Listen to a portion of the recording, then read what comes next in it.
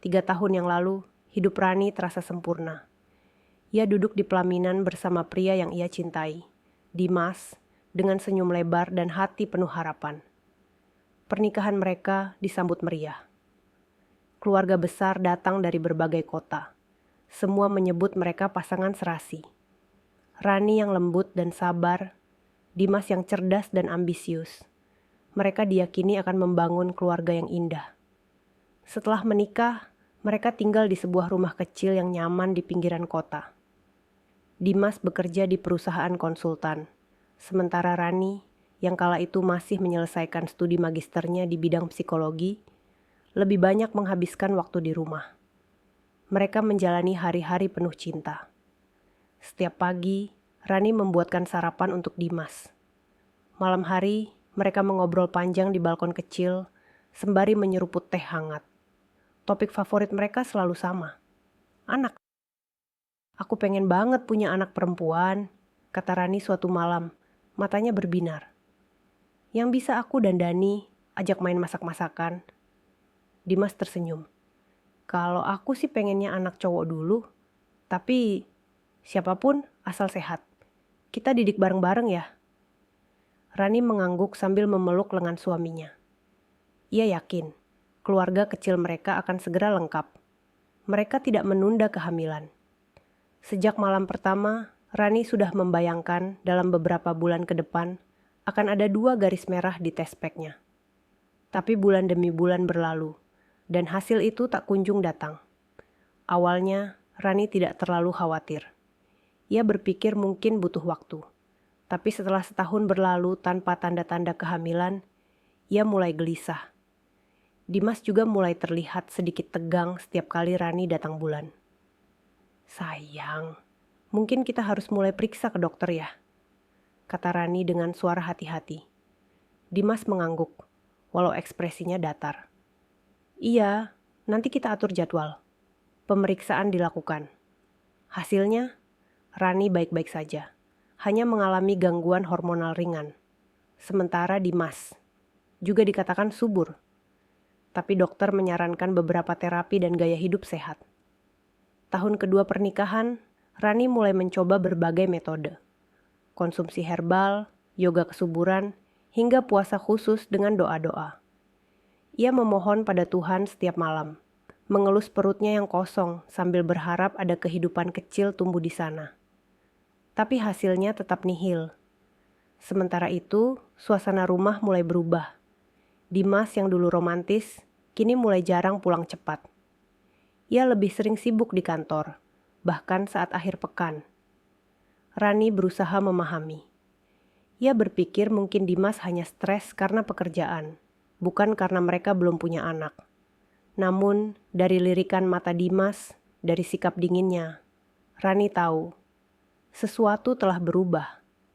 Puncaknya, ketika malam itu, di ruang tamu yang sunyi, Dimas membuka percakapan dengan nada datar yang menghantam hati Rani. Ran, kita harus bicara soal masa depan. Rani menatapnya, matanya mulai berkaca-kaca. Ia tahu arah pembicaraan ini, dan benar saja. Aku merasa pernikahan kita nggak lagi kemana-mana. Kamu tahu sendiri, aku pengen banget punya anak. Aku udah sabar 3 tahun. Aku nggak bisa nunggu lebih lama lagi. Air mata Rani tumpah. Ia terdiam, napasnya sesak. Ia sudah mencintai Dimas sepenuh hati. Tapi malam itu, cinta saja tidak cukup. Dimas menceraikannya seminggu kemudian. Tanpa permintaan maaf. Tanpa perpisahan yang layak. Hanya kertas dan kata, maaf, aku harus melanjutkan hidup. Rani ditinggal sendiri, bersama luka dan rahim yang belum sempat memberi kehidupan. Hari-hari setelah perceraiannya menjadi bagian paling gelap dalam hidup Rani. Rumah kecil yang dulu penuh tawa kini, terasa seperti gua kosong yang memantulkan suara tangisnya sendiri. Setiap sudut rumah itu mengingatkannya pada Dimas. Dapur tempat mereka memasak bersama. Balkon tempat mereka bercakap soal masa depan. Dan kamar tidur yang dulu menjadi tempat berbagi mimpi. Kini, semua itu tinggal kenangan yang menghantui. Rani mencoba kuat. Ia kembali menyibukkan diri dengan menulis jurnal harian, berdoa, dan membaca buku-buku pengembangan diri. Tapi tak peduli seberapa keras ia mencoba mengisi waktunya, malam tetap menjadi waktu paling menyakitkan. Ketika semua orang tidur, ia terjaga di ranjang, memeluk perutnya sendiri, perut yang tak kunjung dihuni seorang bayi. Ia tak hanya merasa gagal sebagai istri, tapi juga sebagai wanita. Pandangan sinis dari tetangga mulai terasa menusuk. Beberapa berbisik-bisik saat ia melewati gang rumah. Tak sedikit yang menganggap dirinya mandul, sebagai penyebab kegagalan rumah tangganya sendiri. Aduh, kasihan. Ya, masih muda, tapi ditinggal suami gara-gara gak bisa ngasih anak. Kata seorang ibu di warung kecil dekat rumah. Cukup keras hingga Rani bisa mendengarnya. Rani menunduk, pura-pura tidak mendengar. Tapi hatinya robek. Tak cukup sampai di situ. Suatu siang, Ibu Dimas datang. Bukan untuk memberi dukungan atau menanyakan kabar, melainkan menyindir dan menambah luka. Kamu tuh harus sadar diri, Ran. Dimas itu anak laki-laki satu-satunya. Kami butuh penerus. Kamu nggak bisa kasih itu, jadi ya wajar kalau Dimas cari yang lain. Rani terdiam, menahan air mata yang sudah sampai di pelupuk. Dan satu lagi, lanjut wanita itu, kamu jangan cari-cari dia lagi, ya. Biar dia bahagia sama calon istrinya yang baru. Cewek kantoran, cantik, masih muda, dan katanya subur. Setelah wanita itu pergi, Rani menangis sejadi-jadinya. Rasanya tubuhnya tak punya tenaga lagi untuk berdiri. Ia terduduk di lantai dapur, memeluk lututnya, dan membiarkan air mata mengalir tanpa henti. Hari itu, ia membuat keputusan besar. Ia tidak akan tinggal di rumah itu lagi. Tidak di lingkungan yang hanya tahu menghakimi, bukan mendukung. Ia ingin pergi, meninggalkan semua kenangan, luka, dan orang-orang yang menganggap dirinya lemah. Ia membuka laptop tuanya, mencari lowongan pekerjaan di luar kota. Beberapa hari kemudian, ia mendapatkan kabar bahwa salah satu tempat penitipan anak di Bandung sedang membuka posisi sebagai pendamping anak dengan latar belakang psikologi. Rani merasa itu adalah kesempatan untuk memulai hidup baru. Tanpa banyak pikir panjang, ia mengemas semua barang yang ia butuhkan. Beberapa baju, buku, laptop, dan sejumlah uang hasil tabungan kecilnya. Rumah peninggalan orang tuanya ia titipkan ke sepupunya untuk sementara. Ia hanya meninggalkan surat pendek untuk Dimas, walau ia tahu kemungkinan Dimas tidak akan membacanya. Terima kasih sudah pernah menjadi bagian dari hidupku. Sekarang izinkan aku melanjutkan hidupku sendiri. Perjalanan ke Bandung ia tempuh dengan bus malam. Dalam perjalanan itu, ia melihat keluar jendela, membiarkan lampu kota yang berkelebat membasuh luka-luka dalam hatinya. Tidak ada yang mudah dari keputusan ini. Ia pergi tanpa kepastian, tanpa siapa-siapa. Tapi ia lebih takut tetap tinggal di tempat yang hanya memberinya rasa sakit. Sesampainya di Bandung, ia menyewa kamar kecil di rumah kos sederhana di kawasan Cihapit. Ia mulai bekerja keesokan harinya. Tempat penitipan anak tempat ia bekerja sederhana, namun menyenangkan. Anak-anak di sana manis dan penuh semangat. Setiap hari, Rani bermain dengan mereka, membantu mereka belajar, dan menenangkan mereka saat menangis. Ironisnya, walau ia tidak punya anak, ia justru begitu mahir menenangkan bayi rewel dan membuat anak-anak nyaman. Salah satu anak berusia 4 tahun bahkan memanggilnya mama, karena begitu dekat dengannya. Setiap kali mendengar kata itu, dada Rani terasa hangat sekaligus perih. Tapi hari demi hari, luka hatinya mulai tertutup sedikit demi sedikit. Ia menemukan tujuan baru, menyembuhkan hatinya sendiri sambil merawat anak-anak yang membutuhkan kasih sayang. Tanpa sadar, tempat itu mulai menyembuhkannya perlahan. Namun jauh di dalam hatinya, ada satu doa yang belum pernah berhenti ia panjatkan sejak dulu. Tuhan, aku tidak minta banyak. Jika memang aku tidak bisa punya anak, tolong beri aku kekuatan untuk tetap bersyukur. Tapi jika aku masih punya harapan, tolong beri aku satu kesempatan saja. Sudah hampir 1 tahun, Rani menjalani hidupnya yang baru di Bandung.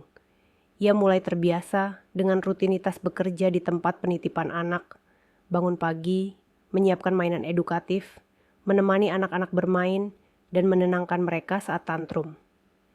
Kehangatan tawa anak-anak di sana menjadi semacam obat baginya, menyembuhkan luka yang belum sepenuhnya tertutup. Namun, sesekali luka lama itu tetap terasa, terutama ketika ada orang yang tak sengaja menggoreskan garam di atasnya. Siang itu, Rani sedang duduk di bangku taman belakang tempat penitipan, menyuapi Nara, seorang balita yang sangat manja padanya. Sambil tersenyum, ia menyanyikan lagu anak-anak dengan pelan, membuat Nara terkikik. Tiba-tiba, dua ibu yang sedang menjemput anaknya lewat di belakang mereka dan saling berbisik.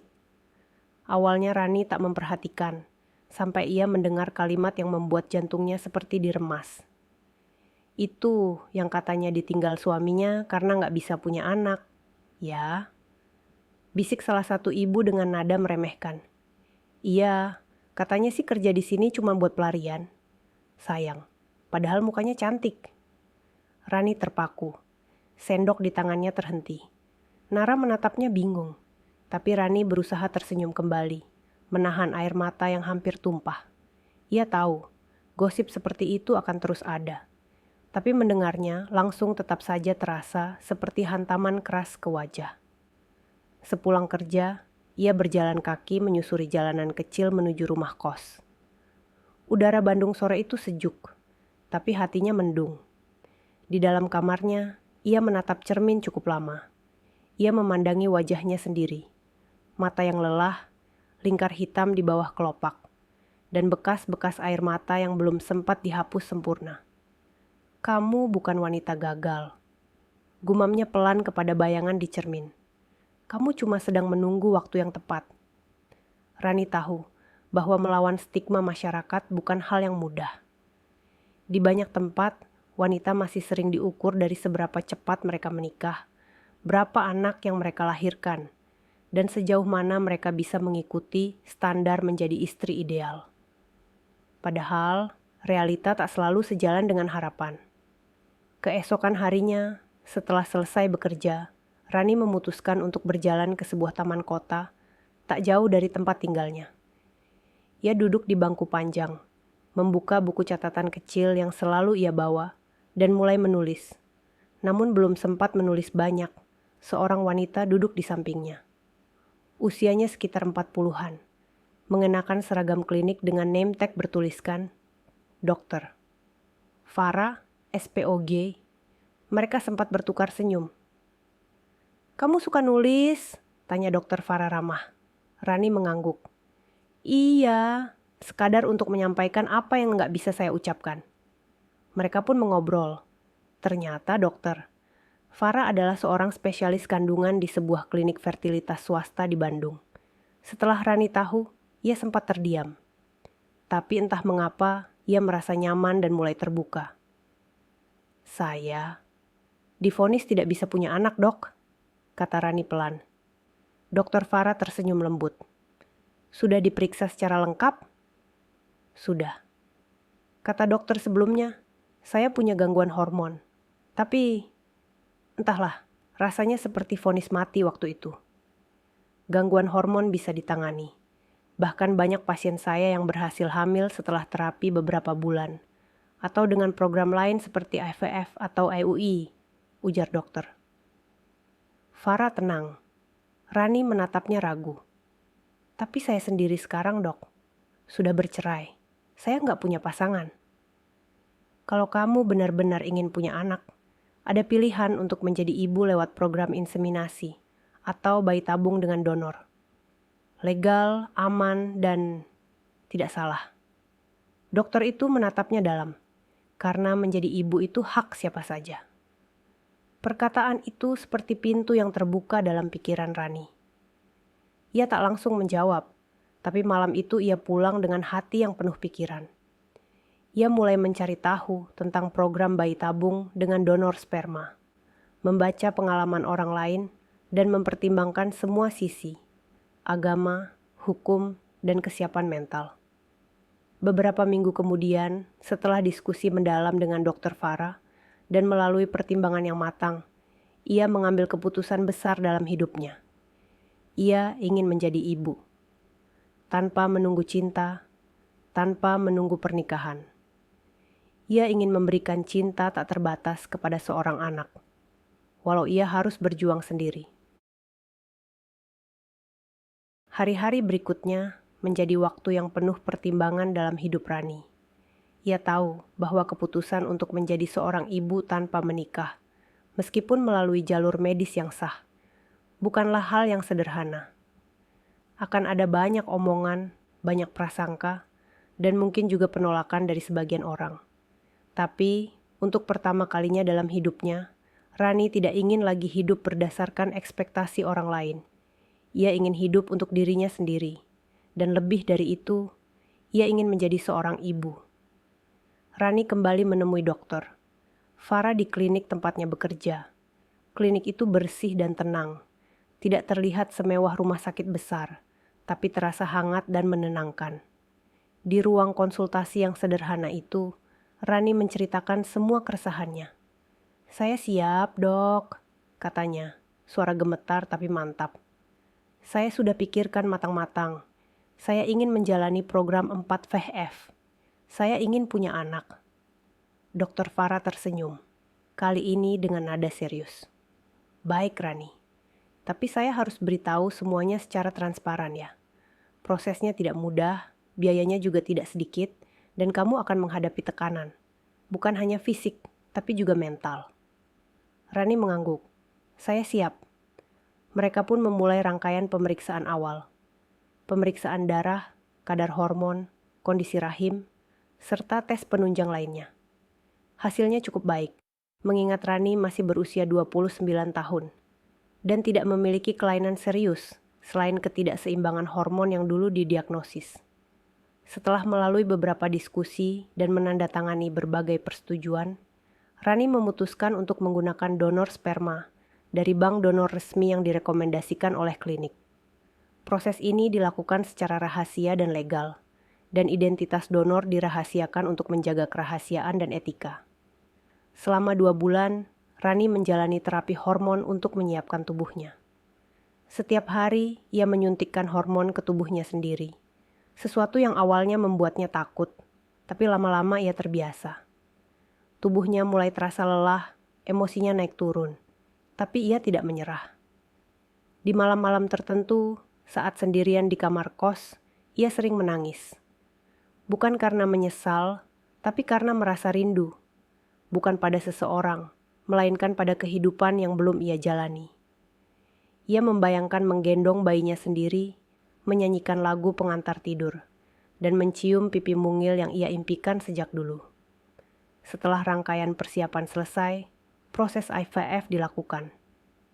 Hari itu, Rani datang ke klinik ditemani Dr. Farah dan satu suster senior yang sangat ramah.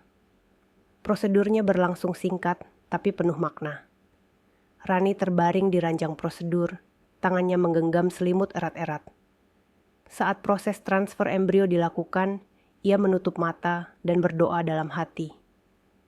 "Ya Tuhan, kalau memang ini jalanku, tolong jaga dan beri aku kekuatan."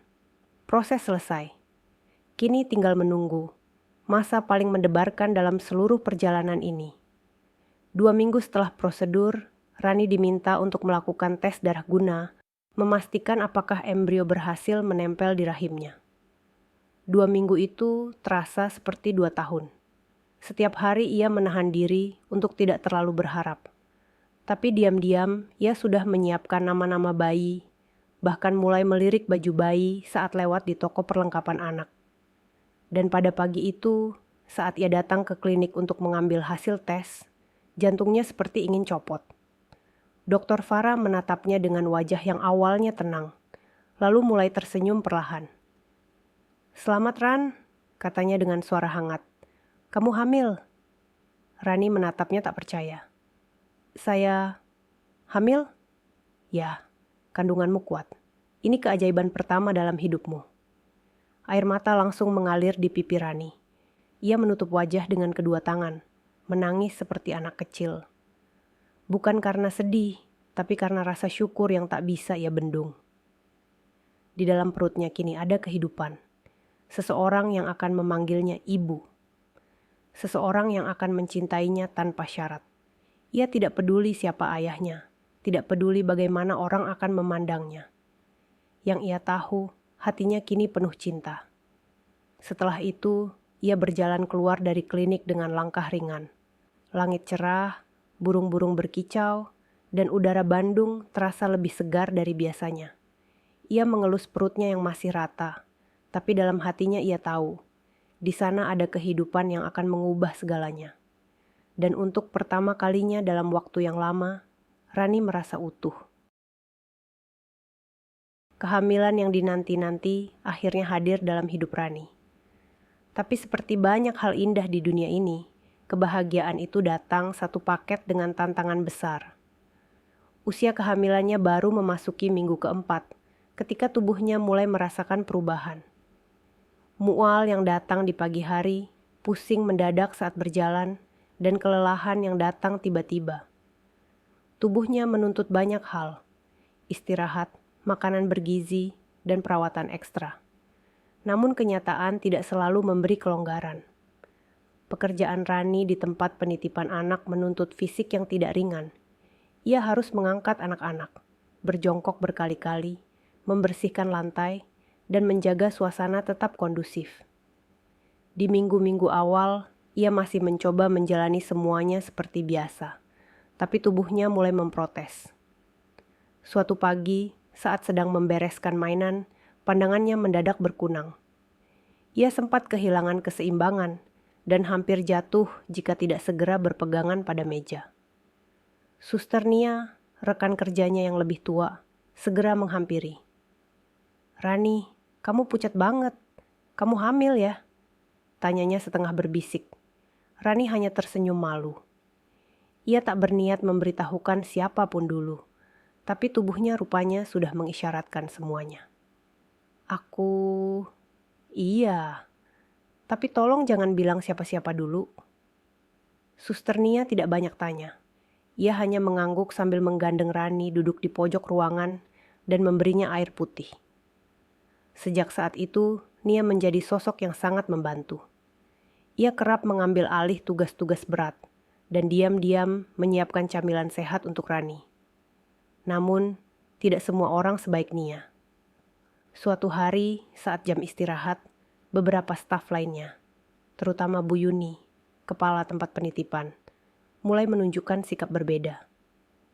"Kamu kerja kelihatan makin lambat ya sekarang, Ran," ujar Bu Yuni dengan nada menyindir. "Maaf Bu, saya agak kurang enak badan." "Lagi sakit atau ada kabar lain?" Rani tidak menjawab. Ia hanya tersenyum dan mengangguk pelan.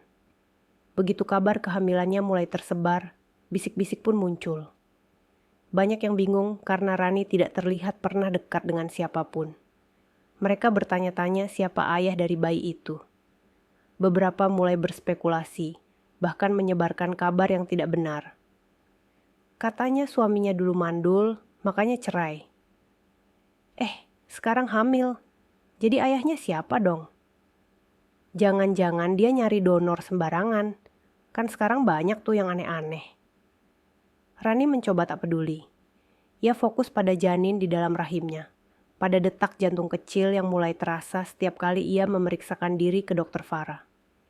Ia mulai menyiapkan makanan sehat, mulai rutin yoga hamil di rumah dengan mengikuti video daring, dan mulai menulis jurnal kehamilan. Sore hari biasanya ia habiskan dengan duduk di balkon kecil kosannya, membaca buku-buku parenting, dan menyusun daftar nama bayi. Ia belum tahu apakah bayi yang dikandungnya laki-laki atau perempuan. Tapi diam-diam, ia berharap ada dua. Ia bermimpi memiliki anak kembar, dua makhluk kecil yang akan mengisi hidupnya dengan tawa. Beberapa minggu kemudian, saat usia kandungannya menginjak 8 minggu, ia kembali ke klinik untuk pemeriksaan USG. Dokter Farah menyambutnya dengan senyum hangat. Seperti biasa. Namun saat layar monitor menyala dan menunjukkan gambaran di rahimnya, dokter itu tampak terkejut. "Ran, Kamu harus siap ya dengar ini. Rani menegang. Kenapa, Dok? Baik kamu. Kembar, ada 2 kantung kehamilan di sini. Rani menutup mulutnya dengan tangan. Matanya langsung berkaca-kaca. Serius, Dok? Saya hamil anak kembar? Ya, sehat-sehat juga keduanya. Ini berita luar biasa. Hatinya langsung membuncah. Mimpi kecilnya menjadi nyata. 2 kehidupan tumbuh dalam rahimnya. 2 anak yang akan menyebutnya ibu. 2 alasan untuk tetap kuat. Dalam perjalanan pulang dari klinik, Rani menangis dalam diam. Bukan karena sedih, tapi karena Tuhan ternyata masih begitu menyayanginya. Dulu ia diceraikan karena tak bisa memberi keturunan. Dituduh mandul, dianggap tidak sempurna sebagai wanita. Tapi sekarang, ia akan menjadi ibu dari 2 anak kandungnya sendiri. Ia menulis di jurnal kecilnya malam itu. Terima kasih Tuhan, karena setelah dihancurkan, Kau bangun aku kembali. Bahkan 2 kali lebih kuat. Waktu berjalan cepat. Usia kandungan Rani sudah memasuki bulan ke-4. Perutnya mulai terlihat menonjol, dan dengan itu perhatian dari sekitar mulai tak bisa dihindari. Dari bisik-bisik kecil hingga tatapan sinis di jalan, semua perlahan terasa menusuk. Di lingkungan tempat tinggalnya, kosan kecil di pinggiran Bandung, Rani mulai merasa tidak nyaman. Awalnya, para ibu-ibu tetangga hanya menatapnya dengan penasaran, tapi kini mereka mulai menggunjing dengan terang-terangan. Dia tuh siapa sih? Kok bisa hamil padahal gak pernah kelihatan nikah lagi? Bisik seorang ibu ke ibu lainnya saat Rani lewat di gang kecil menuju warung. Jangan-jangan anak haram, ujar yang lain dengan suara cukup keras untuk didengar Rani. Rani hanya menunduk. Di tangannya ada kantong berisi buah dan susu, tapi yang terasa berat justru hatinya. Beberapa orang mulai menjauhinya, termasuk teman-teman lamanya yang dulu sempat menghiburnya saat bercerai. Mereka mulai menghapus nomor kontak Rani, tidak membalas pesannya. Bahkan ada yang terang-terangan mengatakan, Ran, maaf ya, aku gak enak kalau terus komunikasi, takut dikira ikut-ikutan. Bahkan di tempat kerja pun tekanan mulai meningkat. Bu Yuni, kepala tempat penitipan anak, mulai mencari-cari alasan untuk mengurangi jam kerja Rani. Ia berdalih bahwa kondisi Rani tidak memungkinkan untuk menangani anak-anak kecil. Aku lihat kamu sering kelelahan, Ran. Mending kamu ambil cuti panjang saja, katanya. Rani paham maksud tersembunyi di balik kalimat itu. Ia tahu bahwa Bu Yuni lebih khawatir tentang citra institusi daripada kesehatannya. Ia dianggap aib. Seorang wanita lajang yang hamil, tanpa suami, tanpa penjelasan, tanpa status. Dalam hati, Rani ingin menjelaskan semuanya. Tentang donor sperma, tentang keputusannya yang sah secara medis, dan tentang perjuangannya untuk menjadi seorang ibu. Tapi apa gunanya? Masyarakat tidak siap menerima kebenaran yang di luar kebiasaan. Apalagi jika kebenaran itu datang dari seorang wanita yang mereka anggap gagal dalam rumah tangga. Namun, di tengah tekanan, ada juga cahaya kecil yang menguatkannya. Salah satunya adalah Nia, rekan kerja yang tetap setia mendukungnya.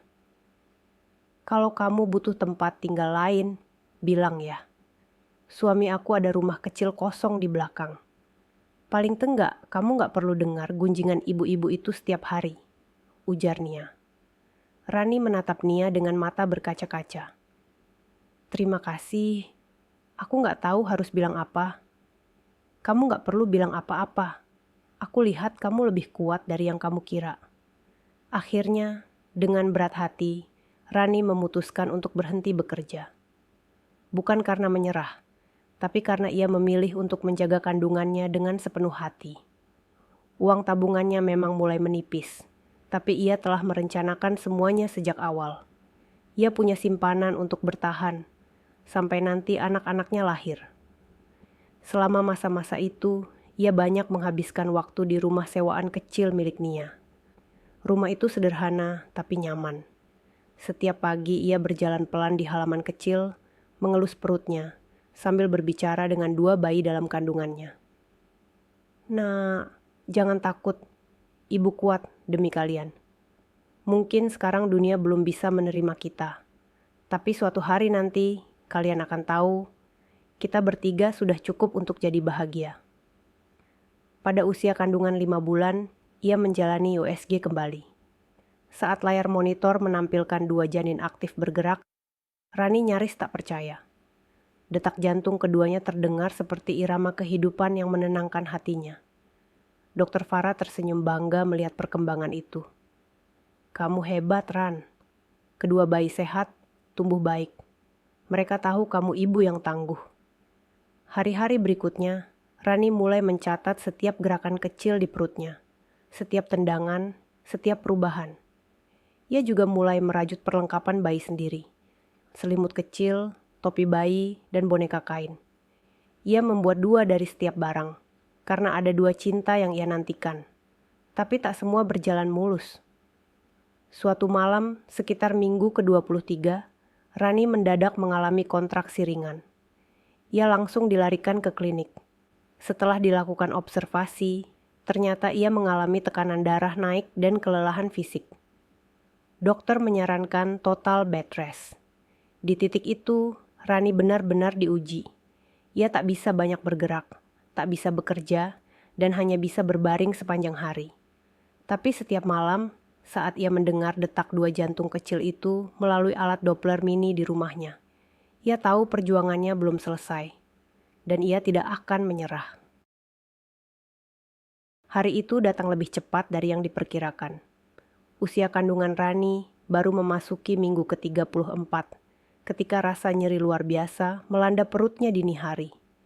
Ia terbangun dari tidur dengan napas tersengal, meremas spray sambil meringis kesakitan.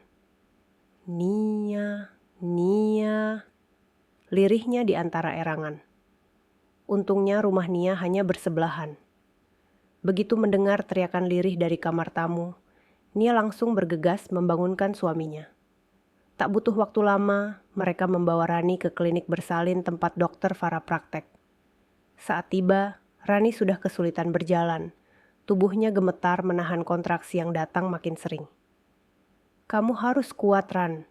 Ini waktunya," ucap dokter Farah lembut sambil memegang tangan Rani.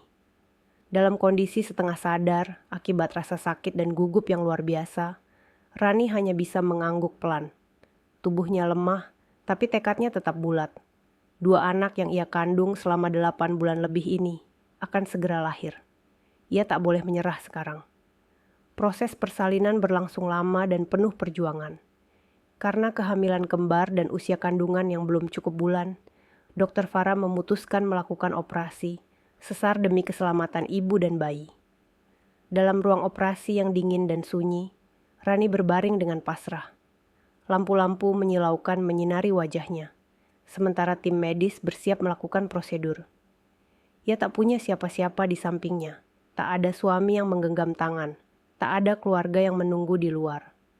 Hanya suara detak jantungnya dan 2 nyawa kecil di dalam tubuhnya yang menjadi teman.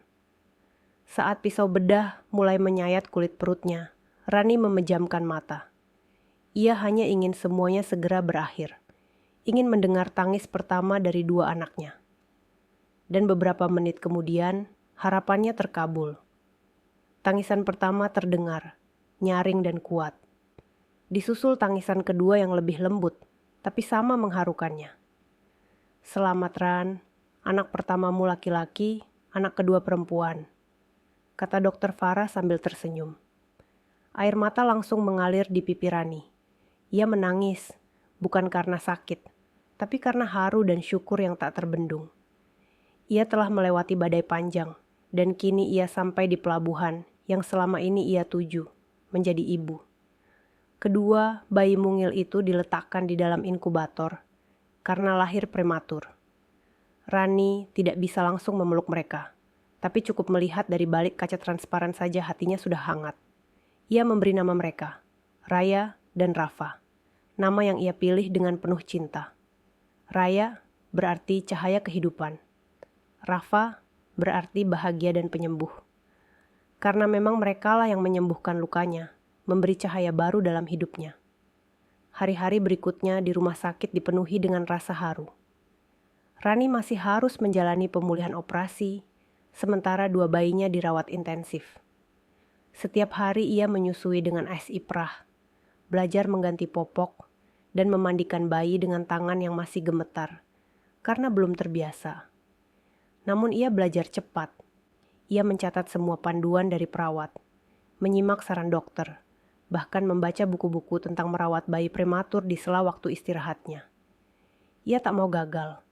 Ia ingin jadi ibu terbaik bagi Raya dan Rafa. Nia dan suaminya selalu datang menjenguk.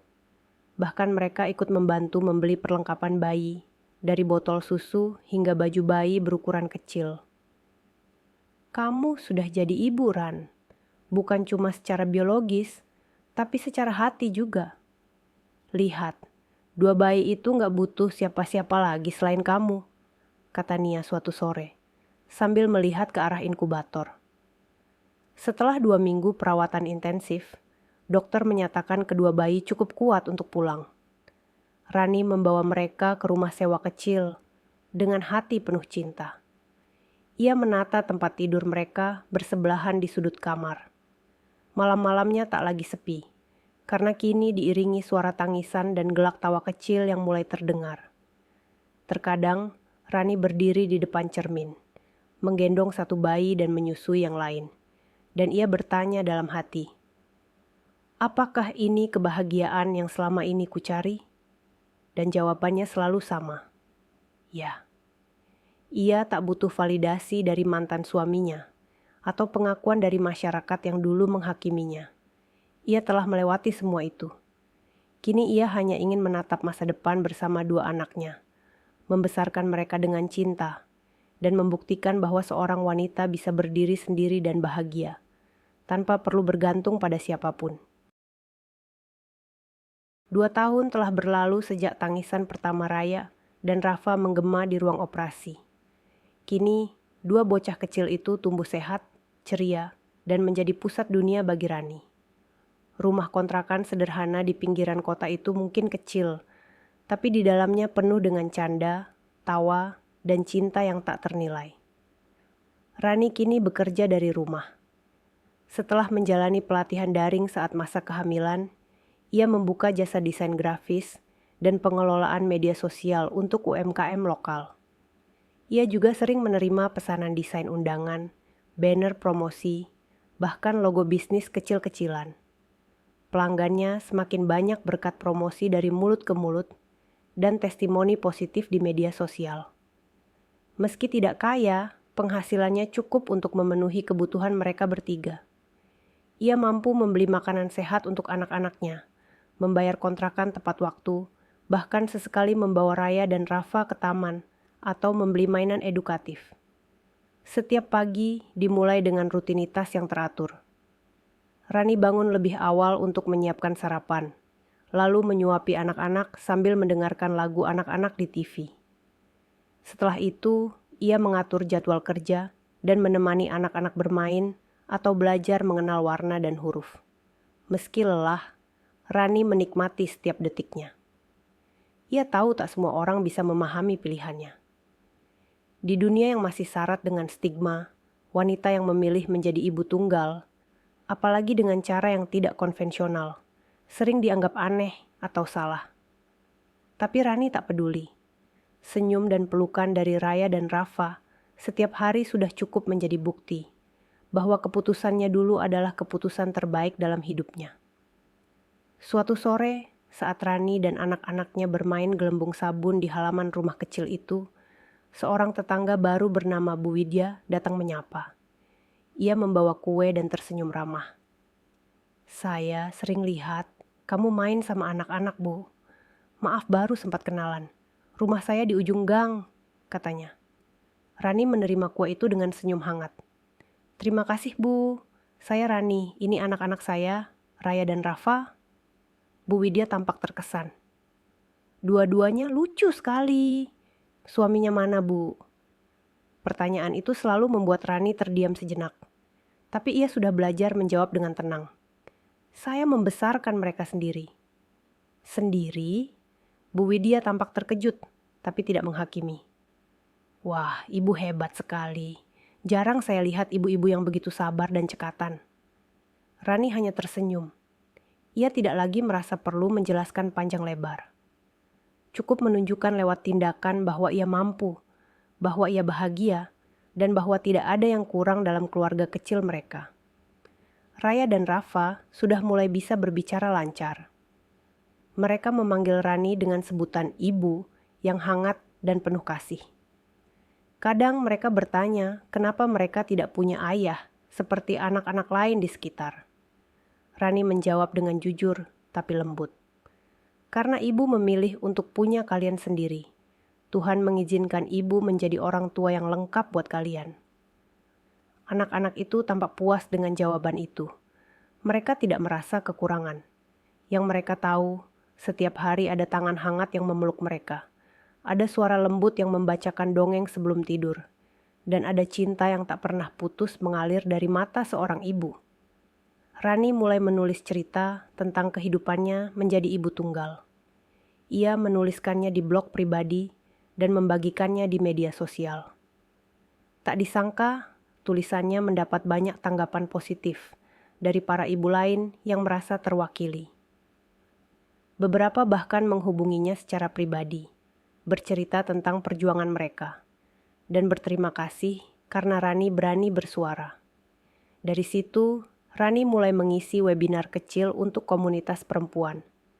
Ia berbagi pengalaman tentang keberanian, mengambil keputusan, menghadapi stigma, dan menjadi ibu yang kuat meski tanpa pasangan. Ia tak pernah menyangka, keputusan yang dulu dianggap gila oleh orang lain, kini menjadi inspirasi bagi banyak perempuan. Hidup memang masih penuh tantangan, terutama saat salah satu anak sakit, atau saat penghasilan menurun. Tapi kini, Rani tidak merasa sendiri. Ia punya 2 anak yang menjadi semangat hidupnya, komunitas yang mendukung, dan pekerjaan yang ia cintai. Saat malam tiba dan anak-anak telah tertidur, Rani sering duduk di dekat jendela, memandang langit malam yang sunyi. Di hatinya ia berbisik, ternyata bahagia tidak harus sempurna menurut orang lain. Cukup sempurna menurut hati sendiri. Hari itu, langit begitu cerah. Udara di akhir pekan terasa sejuk, dan Rani terlihat anggun dalam balutan gamis berwarna pastel yang sederhana, namun elegan. Di tangan kirinya, ia menggandeng Raya, sementara Rafa berjalan dengan ceria, sambil membawa bunga kecil di tangan kanannya. Mereka menghadiri pernikahan kakak sepupu Nia, yang diadakan di sebuah aula pernikahan di tengah kota. Nia yang selama ini menjadi sahabat, sekaligus keluarga pilihan bagi Rani, memaksa ia dan anak-anak datang. Udah Ran, anggap aja hiburan. Sekalian anak-anak ketemu orang banyak, belajar bersosialisasi, bujuk Nia. Rani awalnya ragu. Ia bukan tipe yang senang berada di keramaian, apalagi dengan 2 balita yang super aktif. Tapi akhirnya ia luluh, karena Nia bahkan sudah menyiapkan pakaian seragam untuk ketiga mereka. Pesta pernikahan itu ramai dan penuh tawa. Musik lembut mengalun, makanan disajikan dengan mewah, dan para tamu mengenakan pakaian terbaik mereka. Rani menggendong Rafa yang mulai mengantuk, sementara Raya duduk manis di pangkuan Nia, menikmati kue tart. Semuanya tampak berjalan baik. Sampai pandangan Rani tiba-tiba terpaku ke arah pintu masuk. Seseorang yang sangat dikenalnya baru saja datang, berdiri tegap di dekat meja tamu sambil menyalami beberapa kerabat.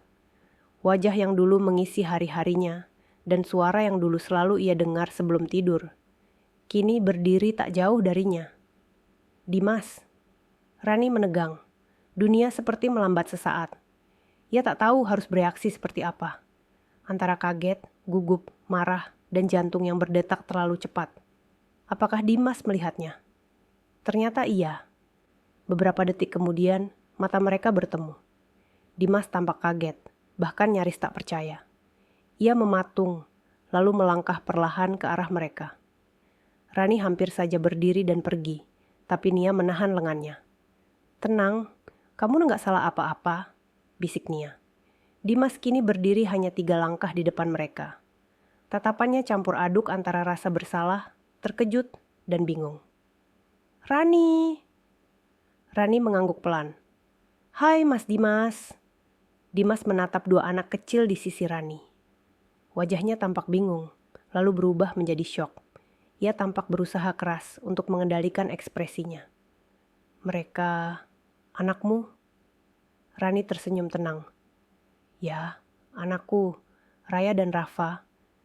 Dimas melirik cepat ke wajah anak-anak yang sangat mirip Rani. Tatapannya penuh pertanyaan, seolah-olah sedang menghitung-hitung kemungkinan. 2 tahun lalu, kamu bilang nggak bisa punya anak." Rani menatapnya lurus-lurus. 2 tahun lalu, aku divonis mandul karena stres dan kondisi hormon yang buruk. Tapi setelah kita cerai, aku ambil keputusan untuk menjalani terapi. Dan Tuhan ternyata kasih kejutan luar biasa. Dimas tak bisa berkata-kata. Ia tampak terpukul. Rahangnya mengeras, matanya memerah. Siapa ayah mereka?" Pertanyaan itu membuat Nia langsung berdiri. "Kamu tuh gak berhak nanya itu, Mas Dimas. Kamu yang ninggalin dia di titik terendahnya. Sekarang jangan datang minta penjelasan." Rani menahan tangannya. Ia menatap Dimas, kali ini dengan keteguhan yang berbeda dari dulu. Ia bukan lagi wanita rapuh yang menangis di depan pengacara saat diceraikan karena tak bisa memberi keturunan. Ayah mereka, Tuhan yang jadi ayahnya, karena mereka lahir dari perjuangan, bukan dari pengkhianatan. Dimas terpukul mendengar kalimat itu. Ia menarik napas dalam, lalu duduk di kursi dekat mereka. Tangannya gemetar. "Aku salah besar, Ran. Aku terlalu bodoh. Setelah cerai, hidupku berantakan. Lia, dia selingkuh. Aku baru sadar, yang benar-benar tulus itu cuma kamu." Rani menatap Dimas lama. Dulu, mungkin kata-kata itu bisa membuatnya luluh. Tapi kini, hatinya tidak bergetar. Luka itu sudah sembuh, dan tempat yang dulu diisi Dimas sudah tergantikan oleh 2 anak kecil yang tertawa di pelukannya. "Aku minta maaf," ucap Dimas lirih. "Aku sudah memaafkanmu dari lama, Mas. Tapi aku gak pernah berharap kita kembali, karena aku sudah bahagia dengan hidupku sekarang." Anak-anaknya mendekap erat ke tubuh Rani, seolah tahu bahwa dunia mereka hanya berputar di satu orang. Sosok perempuan kuat yang memilih menjadi ibu sekaligus pelindung mereka. Dimas tertunduk. Ia sadar, kesempatan itu sudah lama hilang. Pesta pernikahan itu berakhir dengan berbagai rasa. Setelah pertemuan mengejutkan dengan Dimas, Rani pulang dengan perasaan campur aduk. Malam itu, setelah menidurkan Raya dan Rafa, ia duduk lama di depan cermin. Wajahnya memantulkan keteguhan dan ketenangan, tetapi di dalam hatinya, perasaan masa lalu sempat bergetar. Keesokan harinya, Rani menerima pesan dari nomor tak dikenal. "Rani, ini Dimas. Aku tahu aku gak pantas ganggu kamu lagi, tapi bolehkah kita ketemu sekali lagi saja? Aku mau bicara baik-baik." Rani menatap pesan itu lama. Ia tahu, membiarkan Dimas kembali hadir, meski hanya sebentar, bisa membuka luka lama. Tapi ia juga sadar, menolak pun tak akan membuat hatinya lebih damai. Ia perlu mendengar semua langsung dari mulut Dimas, untuk menutup bab itu selamanya. Mereka bertemu di sebuah kafe kecil dekat taman kota. Tempat yang dulu pernah mereka datangi saat masih pengantin baru. Kali ini, suasananya jauh berbeda. Dimas tampak lebih tua, sedikit kurus, dan sorot matanya menyiratkan penyesalan yang dalam.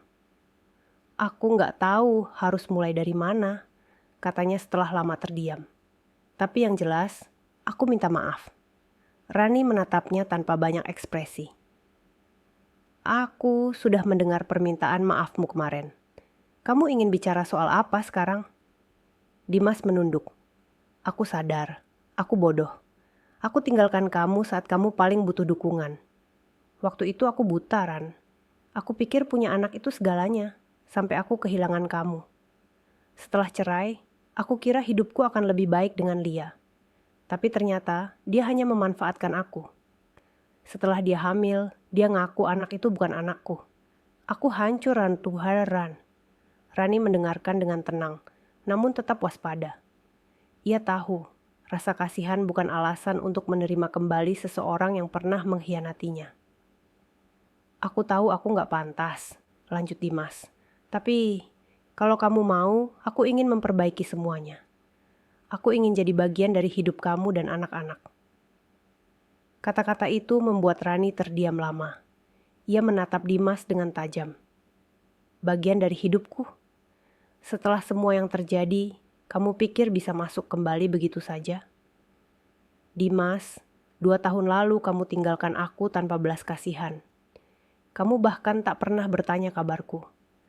Kamu bahkan tak tahu betapa beratnya aku melahirkan mereka, membesarkan mereka sendiri, menangis dalam diam ketika mereka sakit, ketika aku kelelahan, ketika tak ada satupun yang bisa kuandalkan. Dimas menunduk. Tak ada pembelaan yang bisa ia sampaikan. Aku bukan Rani yang dulu, lanjutnya. Dulu aku lemah, bergantung padamu. Sekarang, aku kuat, berdiri sendiri. Aku tidak butuh kamu untuk merasa utuh. Tapi aku ingin ada buat mereka. Walau cuma sebagai figur ayah. Rani menggeleng pelan. Kamu pikir mudah bagi 2 anak kecil untuk menerima seseorang yang asing masuk ke hidup mereka. Mereka tidak kenal kamu. Mereka tak punya memori tentang kamu. Aku tidak akan membiarkan mereka bingung, apalagi terluka karena kehadiranmu. Dimas menatap Rani dengan mata merah. Jadi, kamu benar-benar gak beri aku kesempatan? Aku beri kamu kesempatan untuk minta maaf, untuk sadar atas kesalahanmu. Tapi tidak lebih dari itu. Senyap. Hanya suara musik dari pengeras kafe yang terdengar samar. Aku tidak benci kamu, Mas Dimas, kata Rani lirih. Tapi aku juga tidak cinta lagi. Aku sudah berdamai dengan semuanya. Hidupku, anak-anakku, kebahagiaan kecil kami. Itu cukup. Jangan datang membawa kekacauan baru. Dimas mengangguk pelan. Ia tahu, pintu itu benar-benar telah tertutup. Rani sudah jauh melangkah ke depan. Dan ia terlalu terlambat menyadari bahwa wanita yang dulu ia abaikan kini telah menjadi ibu tangguh yang tak bisa digoyahkan. Sebelum pergi, Dimas berdiri, menatap Rani 1 kali lagi. Kalau suatu hari mereka ingin tahu tentang aku harap kamu bersedia jujur. Rani tersenyum tipis. Tentu, tapi aku juga akan jujur tentang kenapa kamu tidak pernah ada dalam hidup mereka. Dimas pergi meninggalkan kafe dengan langkah berat, dan Rani, ia pulang dengan langkah ringan. Kali ini benar-benar tuntas. Setelah pertemuan terakhir dengan Dimas, Rani merasa seperti membuka lembaran baru. Bukan karena ia menemukan sesuatu yang baru, tapi karena ia akhirnya bisa menutup bab lama yang sempat mengganggunya selama ini. Ia bisa tidur lebih nyenyak, bisa tertawa lebih lepas dengan Raya dan Rafa, dan yang terpenting, ia bisa melihat dirinya di cermin dengan bangga. Namun, dunia luar tidak selalu sejalan dengan perasaannya. Sebagai ibu tunggal, terutama di lingkungan kompleks perumahan dan tempat kerjanya, Rani mulai menyadari bahwa statusnya sering menjadi bahan bisik-bisik. Tatapan kasihan, sindiran halus, hingga pertanyaan-pertanyaan yang seolah peduli tapi sebenarnya menyakitkan, mulai menghampiri. Kasihan ya, 2 anak masih kecil, bapaknya kemana? Kerja terus, anaknya sama siapa? Jangan sampai kurang kasih sayang loh. Rani itu kuat ya, tapi tetap aja perempuan gak bisa sendiri terus. Awalnya Rani hanya tersenyum kaku setiap kali mendengar komentar seperti itu. Tapi lama-kelamaan ia belajar untuk menanggapinya dengan tenang namun tegas.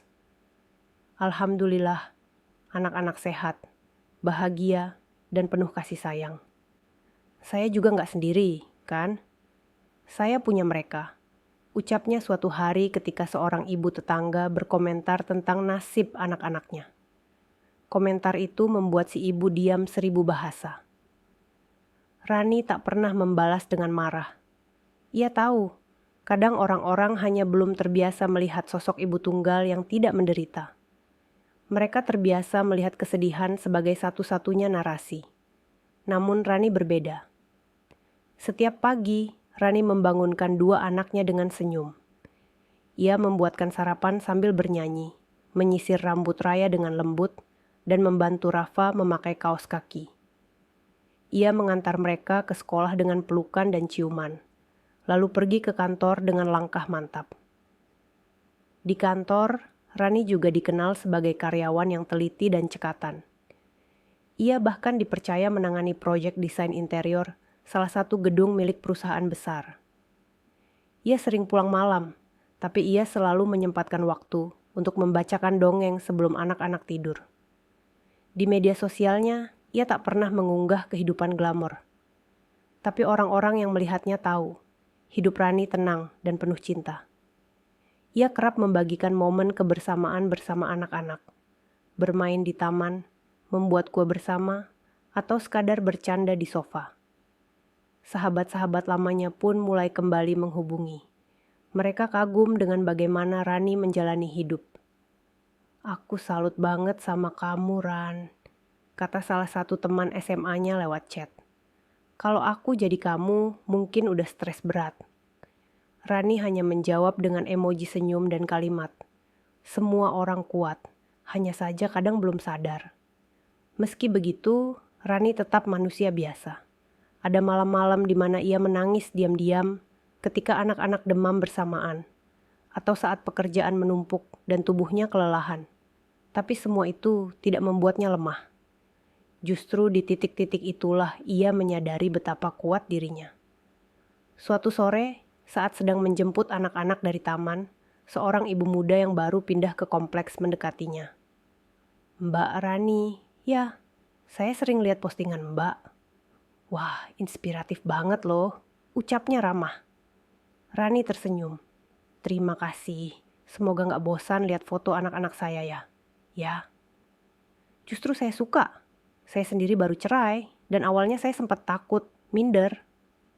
Tapi lihat Mbak Rani, saya jadi semangat. Ternyata bisa ya, bahagia meski tanpa suami." Kalimat itu menyentuh hati Rani. Ia menggenggam tangan ibu muda itu dengan lembut. Kita bukan tanpa suami, kita dengan diri kita sendiri. Dan itu kadang lebih dari cukup. Hari-hari Rani terus berjalan dengan warna baru. Ia tidak hidup untuk membuktikan apapun pada dunia. Tapi ia bersyukur jika kehidupannya bisa menjadi contoh bahwa kebahagiaan tidak harus datang dari orang lain. Bahagia bisa dibangun sedikit demi sedikit, bersama orang-orang yang benar-benar mencintai kita tanpa syarat, seperti anak-anaknya. Dan di balik semua cibiran atau rasa kasihan orang-orang, ada satu hal yang mereka tidak tahu. Rani luar biasa bahagia. Rani menatap kalender di dinding ruang tamu dengan perasaan campur aduk.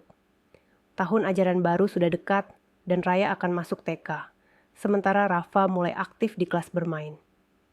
Tak terasa, anak-anaknya tumbuh begitu cepat. Rasanya baru kemarin ia menimang mereka di rumah sakit. Kini keduanya sudah berbicara lancar, berlari ke sana kemari, dan menyebutnya "Mama hebat" setiap kali berhasil membuat mereka tertawa. Pagi itu, ia duduk di ruang makan, membuka laptop dan secangkir kopi. Di sampingnya ada dokumen sekolah yang sudah ia print semalam. Ia mencatat biaya masuk sekolah, jadwal observasi, dan beberapa rekomendasi tempat pendidikan anak usia dini yang ramah ibu bekerja. "Raya suka sekolah yang ada kolam ikannya, Ma," ujar Raya sambil menggambar di buku gambarnya. Rani tersenyum. "Oke, nanti Mama lihat lagi sekolah yang ada kolam ikannya ya. Tapi tetap harus cari yang terbaik buat kamu dan Rafa." Sudah sejak lama Rani menyimpan impian untuk menyekolahkan anak-anaknya di tempat terbaik yang bisa ia jangkau. Ia tahu, pendidikan bukan sekadar soal lokasi atau fasilitas, tapi soal lingkungan yang membentuk karakter. Rani ingin anak-anaknya tumbuh bahagia, percaya diri, dan tahu bahwa mereka dicintai. Namun di balik semua rencana itu, Rani juga mulai memikirkan masa depannya sendiri. Karirnya sebagai desainer interior mulai menanjak. Beberapa bulan terakhir, ia mendapatkan proyek-proyek pribadi dari klien yang puas, dengan kinerjanya di kantor. Mereka merekomendasikannya ke teman-teman mereka, dan perlahan portofolionya tumbuh. Salah satu klien bahkan menyarankan Rani untuk membuka studio desain sendiri. Kalau kamu buka studio, saya yakin bakal laris. Saya dan beberapa teman saya pasti akan jadi klien pertama, ujar Ibu Wita, pemilik butik yang baru selesai direnovasi oleh Rani. Awalnya Rani menganggap itu hanya pujian biasa. Tapi setelah beberapa proyek sukses dan beberapa tawaran masuk secara langsung lewat akun media sosialnya, ia mulai mempertimbangkan serius. Ia bahkan membuat daftar kebutuhan awal, ruang kerja kecil, satu staf administrasi, dan sistem kerja fleksibel agar tetap bisa mengurus anak. Mama mau punya kantor sendiri, Raya. Nanti kamu boleh ikut gambar-gambar di sana, katanya pada putrinya sambil memeluknya. Rani juga berkonsultasi dengan Sarah, sahabatnya yang kini bekerja sebagai analis keuangan. Bersama-sama mereka membuat simulasi modal awal, skema pendapatan, dan analisis risiko. Kalau kamu yakin, aku dukung banget, Ran, kata Sarah. Kamu bukan cuma punya skill, tapi juga punya cerita. Itu daya jual yang kuat. Klien suka sama orang yang punya nilai hidup. Meski begitu, Rani tahu tantangan tak akan sedikit. Menjadi ibu tunggal sambil memulai usaha sendiri bukan perkara mudah. Tapi satu hal yang selalu ia tanamkan sejak dulu. Ia tidak akan lagi menunda impiannya. Dulu, saat masih bersama Dimas, ia seringkali memendam keinginannya demi menjaga pernikahan mereka tetap harmonis. Ia menolak tawaran kerja keluar kota, menunda pendidikan tambahan, bahkan berhenti ikut pelatihan desain karena Dimas merasa itu hanya membuang waktu. Kini, tidak ada lagi yang bisa membatasi ruang geraknya. Rani juga mulai rutin menabung untuk pendidikan tinggi anak-anaknya. Ia membuka tabungan pendidikan dan menyisihkan sebagian besar penghasilannya untuk masa depan mereka. Ia tahu, tak selamanya ia bisa mendampingi anak-anak setiap saat, tapi ia ingin meninggalkan fondasi yang kokoh untuk mereka. Suatu malam, setelah semua anak tertidur, Rani menulis di buku jurnalnya. Dulu, aku hidup untuk membahagiakan orang lain. Sekarang, aku hidup untuk membahagiakan diriku dan dua malaikat kecilku. Masa depan mereka adalah prioritasku, tapi aku tak akan lagi mengorbankan mimpiku. Kami bertiga akan tumbuh bersama, saling menguatkan, dan menjalani hidup ini dengan penuh semangat.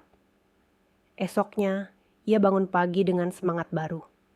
Ia menyusun ulang agenda hariannya, mulai berkonsultasi dengan pengacara bisnis untuk legalitas studio desainnya, dan mendaftar kursus online singkat tentang manajemen usaha kecil.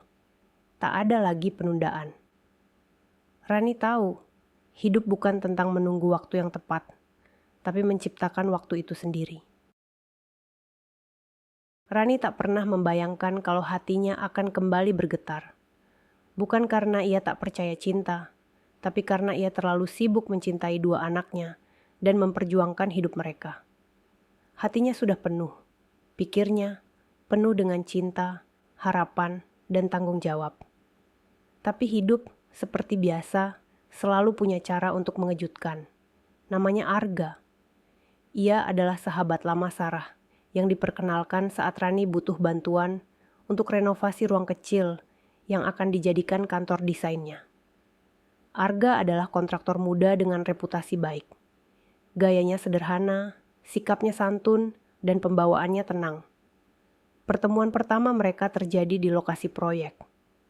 Rani datang membawa sketsa dan konsep, sementara Arga mendengarkan dengan penuh perhatian. Saya suka idenya. Bisa saya bantu realisasikan, asal Mbak Rani siap direpotkan, katanya sambil tersenyum. Repotnya bareng-bareng ya, balas Rani. Proyek itu berlangsung hampir 1 bulan. Selama waktu itu, mereka bertemu hampir setiap hari. Awalnya hanya soal pekerjaan, jenis material, jadwal tukang, rincian biaya. Tapi perlahan obrolan mereka melebar ke banyak hal. Tentang buku, tentang musik, bahkan tentang masa kecil. Suatu sore, saat mereka sedang menunggu cat mengering, Arga bercerita soal ibunya yang membesarkannya sendirian setelah sang ayah meninggal dunia. Saya besar melihat ibu kerja keras, jualan makanan pagi sampai malam. Tapi dia selalu sempatkan waktu buat saya, walau cuma untuk duduk bareng 5 menit sebelum tidur. Makanya saya hormat sekali sama ibu-ibu hebat kayak Mbak Rani, ujarnya. Rani terdiam. Kata-kata Arga bukan sekadar basa-basi.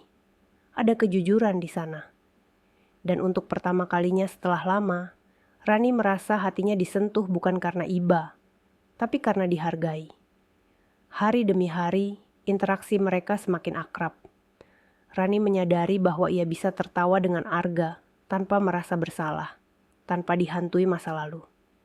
Ia bisa menjadi dirinya sendiri, tanpa harus membuktikan apapun. Bahkan Raya dan Rafa pun cepat akrab dengannya. Om Arga bisa pasang mainan ini enggak? Tanya Rafa suatu sore, sambil menunjukkan rak dinding yang baru dibeli. Bisa dong, tapi kamu harus jadi asistennya Om Arga ya, sahut Arga ceria. Melihat itu, Rani hanya bisa menghela napas dan tersenyum. Ia tahu, ia sedang berdiri di persimpangan. Perasaan hangat itu tumbuh pelan-pelan. Tidak terburu-buru, tapi nyata. Seperti benih yang disiram hujan, tumbuh dengan sendirinya. Namun Rani tetap berhati-hati. Ia tak ingin anak-anaknya terluka jika ternyata hubungan itu hanya sementara. Ia juga belum benar-benar yakin apakah perasaan itu cinta atau hanya rasa nyaman karena kehadiran sosok yang membantu. Malam itu, setelah anak-anak tidur, Rani duduk di balkon rumah, memandangi langit. Sarah meneleponnya. Gimana proyeknya? Si Arga cocok nggak? Tanya Sarah. Proyeknya sih jalan baik, dan Arga ya terlalu cocok sampai kadang bikin bingung. Sarah tertawa di ujung sana. Aku udah curiga dari awal. Dia bukan tipe yang suka basa-basiran. Kalau dia terus datang, itu karena dia benar-benar niat. Tapi keputusan tetap di tanganmu. Kamu yang tahu kapan hatimu siap. Keesokan harinya, Arga datang membawa beberapa tanaman hias untuk menghiasi sudut kantor baru Rani. Katanya kantor harus ada tanaman biar adem, ucapnya sambil menyerahkan pot kecil berisi monstera mini. Terima kasih Arga, kamu selalu tahu cara bikin ruangan jadi nyaman, jawab Rani sambil meletakkan pot itu di dekat jendela. Lalu Arga menatap Rani dalam-dalam. Aku nggak tahu ini terlalu cepat atau enggak. Tapi aku nyaman sama kamu dan anak-anak. Kalau suatu hari kamu siap membuka hati, aku ingin jadi orang pertama yang kamu pertimbangkan. Rani terdiam. Dadanya sesak oleh emosi yang tak bisa ia ungkapkan. Tapi ia tahu, itu bukan tekanan. Itu adalah kejujuran. Dan di balik semua keraguan, ada benih harapan yang tumbuh perlahan di hatinya. Hari itu langit mendung, seolah menandakan sesuatu yang tak biasa akan datang. Rani baru saja menidurkan Rafa dan sedang membantu Raya merapikan mainan di ruang tamu ketika suara bel pintu berbunyi. Ia berjalan ke depan, mengintip lewat lubang pintu. Dan dunia seakan berhenti berputar sejenak saat ia melihat siapa yang berdiri di sana. Dimas. Mantan suami yang 2 tahun lalu menceraikannya karena alasan tak bisa memberinya keturunan. Pria yang dulu berani mengucap talak hanya beberapa minggu setelah mereka menerima hasil pemeriksaan dokter bahwa kemungkinan Rani untuk hamil sangat kecil. Pria yang kini berdiri di hadapannya dengan wajah ragu, mata sembab, dan sehelai amplop di tangan. Rani membuka pintu perlahan, berdiri tegak tanpa ekspresi. Ada perlu apa Mas Dimas? Tanyanya datar. Bisa kita bicara sebentar? Suaranya serak. Rani mengangguk kecil dan mempersilakannya masuk, tapi tetap menjaga jarak. Ia tahu batas, dan ia tak akan membiarkan Dimas mengacak-acak hidupnya lagi. Dimas duduk di sofa yang dulu pernah jadi tempat mereka menyusun mimpi bersama. Ia memandangi sekeliling, lalu memperhatikan foto-foto yang terpajang. Rani bersama Raya dan Rafa, dalam balutan tawa yang hangat dan kebahagiaan yang nyata. Itu anakmu? Dimas menunjuk foto Rani bersama kedua anaknya. Anak-anak saya, jawab Rani tegas. Dimas menelan ludah. Matanya mulai berkaca-kaca. Aku salah, Ran. Aku benar-benar salah. Selama 2 tahun ini, hidupku kosong. Ternyata, setelah pisah dari kamu, aku sadar. Kamu adalah rumah yang sebenarnya. Rani hanya menatapnya tanpa bicara. Kata-kata Dimas tak lebih dari angin lalu. Terlambat. Aku tahu, aku pengecut waktu itu. Aku malu. Aku merasa gagal. Tapi ternyata, aku yang bodoh. Kamu bisa punya anak. Kamu ibu dari 2 anak yang luar biasa. Aku lihat semuanya dari media sosial, teman-teman. Aku tahu kamu sukses, dan kamu bahagia. Ia mengeluarkan sebuah foto dari amplop yang dibawanya. Foto yang menunjukkan dia duduk sendirian di ruang kantor yang tampak kosong. Aku kehilangan segalanya. Setelah cerai, aku tak pernah benar-benar bahagia. Aku bahkan pisah dari perempuan itu. Dan sekarang aku hanya ingin satu kesempatan untuk memperbaiki semuanya. Rani menarik napas dalam. Ia berdiri dan menatap langsung ke mata Dimas.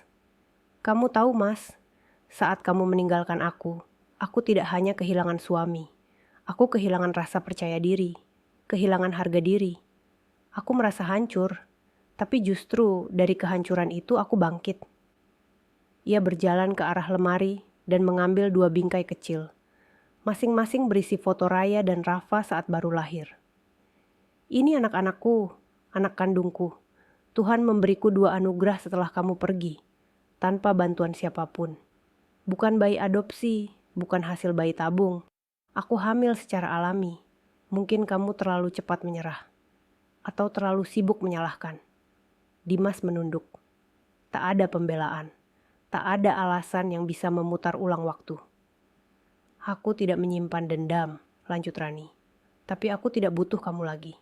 Aku sudah bisa bahagia tanpamu. Dan anak-anakku tidak membutuhkan ayah yang dulu menolak keberadaan mereka, bahkan sebelum mereka lahir. Dimas memandang Rani dengan tatapan menyesal yang dalam. Apa kamu benar-benar tidak bisa memberi aku kesempatan? Tanyanya lirih. Rani tersenyum tipis, tapi tatapannya tetap tajam. Kesempatan bukan sesuatu yang bisa kamu minta ketika kamu sudah membuangnya 2 tahun lalu. Aku bukan perempuan yang sama, Mas. Aku sudah menemukan versi terbaik dari diriku, tanpa kamu. Tak ingin memperpanjang percakapan, Rani mengantar Dimas ke pintu. Sebelum pergi, Dimas berbalik, berharap ada sedikit ruang dimaafkan. Terima kasih, Ran. Setidaknya aku tahu, kamu baik-baik saja. Bahkan lebih dari sekadar baik. Rani hanya mengangguk. Saat pintu tertutup, ia bersandar sejenak. Ada perasaan lega, seolah beban lama telah benar-benar ia lepaskan. Ia menatap 2 anaknya yang mulai berlarian dari kamar, menyambutnya dengan pelukan. Mama, tadi siapa? Tanya Raya. Teman lama, Mama, jawab Rani sambil tersenyum dan memeluk mereka lebih erat. Di balik semua luka, Rani tahu satu hal. Masa lalunya mungkin menyakitkan, tapi masa depannya sepenuhnya miliknya sendiri. Malam itu, setelah Dimas pergi, Rani duduk di kamar sambil menatap 2 anaknya yang sudah tertidur pulas. Di wajah mungil mereka terpancar ketenangan yang selama ini menjadi alasan Rani tetap kuat, tetap bertahan, bahkan ketika hidup mencoba menjatuhkannya berkali-kali. Ia membelai rambut keduanya dengan lembut. Aku sudah memaafkan masa lalu, tapi bukan berarti aku harus kembali ke dalamnya, bisik Rani pada dirinya sendiri. Setelah pertemuan singkat dengan Dimas, Rani merasa seperti sebuah pintu lama akhirnya tertutup rapat. Bukan dengan kemarahan, tapi dengan pemahaman. Ia telah melewati badai, membuktikan bahwa dirinya mampu berdiri di atas kaki sendiri. Beberapa hari kemudian, Arga kembali datang ke rumah. Kali ini bukan untuk membicarakan proyek atau pekerjaan, tapi karena ia memang ingin melihat Rani dan anak-anak. Gimana kabarnya kamu dan si kembar? Tanya Arga sambil menyerahkan 2 kotak kecil berisi camilan favorit Raya dan Rafa. Baik, dan makin susah dikendalikan, jawab Rani sambil tertawa kecil. Mereka duduk di teras, menikmati teh hangat sambil memandangi halaman rumah yang mulai ditanami bunga-bunga kecil oleh Rani. Setelah beberapa saat mengobrol ringan, Arga menatap Rani dengan ekspresi serius. "Aku dengar, mantan suamimu datang ya?" Rani mengangguk pelan. Ia tak merasa perlu menyembunyikan hal itu. "Iya, dia datang minta maaf, minta kesempatan lagi." Arga terdiam sejenak. Bukan karena cemburu, tapi karena ia menghargai proses yang sedang Rani jalani. "Aku tahu ini bukan tempatku untuk bertanya. Tapi aku penasaran. Kamu gimana?" Tanyanya hati-hati. Rani menatap Arga dalam-dalam lalu menghela napas. "Kalau kamu tanya apakah aku masih sakit hati, jawabannya tidak. Aku sudah memaafkan dia. Tapi kalau kamu tanya apakah aku mau kembali, jawabannya juga tidak. Aku bukan perempuan yang sama seperti 2 tahun lalu." Arga mengangguk. "Aku lega dengar itu. Aku cuman ingin kamu tahu satu hal, Rani. Aku ada di sini bukan karena merasa kasihan padamu, atau karena kamu ibu dari 2 anak. Aku ada karena aku kagum. Kagum pada kekuatanmu, ketegasanmu, dan caramu mencintai hidup, meski hidup sempat menghancurkanmu." Kata-kata itu membuat dada Rani terasa hangat. Ia tidak menjawab langsung, tapi sorot matanya tak lagi menolak seperti dulu. Ia mulai percaya bahwa mungkin kebahagiaan tak harus diperjuangkan sendiri.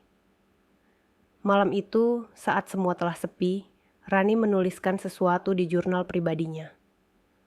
"Dulu aku pikir cinta hanya membuatku lemah. Tapi ternyata cinta juga yang membuatku kuat. Bukan cinta dari orang lain, tapi cinta pada diri sendiri dan anak-anakku.